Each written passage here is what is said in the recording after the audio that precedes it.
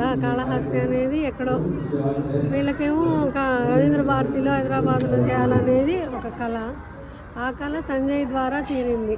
మాలాగా ఆర్టిస్టులు ఎక్కడున్నారో ఎత్తికి పట్టుకొని ప్రోగ్రామ్స్ ఇప్పిస్తూ ఉంటాడు సంజయ్.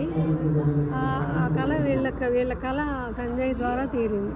సంజయ్ ఎట్లా అంటే 1.5 monthsగా ప్రాక్టీస్ చేస్తాము.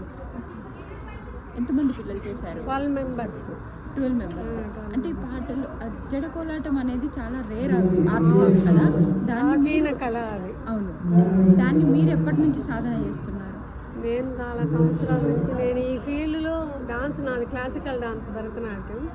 నేను ఈ ఫీల్డ్లో 40 yearsగా ఉన్నాను. ఇప్పుడు నా ఏజ్ 63.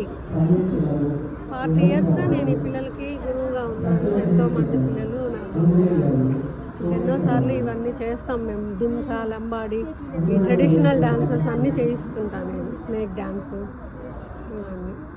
పిల్లలు సంజయ్ ఆలోచనతోటి తను సాంగ్స్ మాకు ముందే పంపించేశాడు. ఆ పాటల మీద మేము ప్రాక్టీస్ చేయవచ్చు.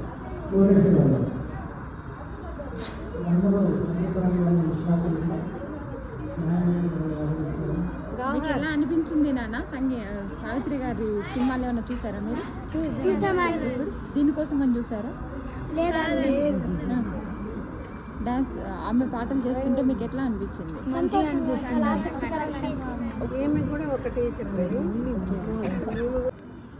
చూడండి, వీళ్ళందరూ కూడా సావిత్రి గారి పాటలకు జడకోలాటం అనే ప్రాచీన నాట్యంతో జడకోలాటం వేసిన టీం.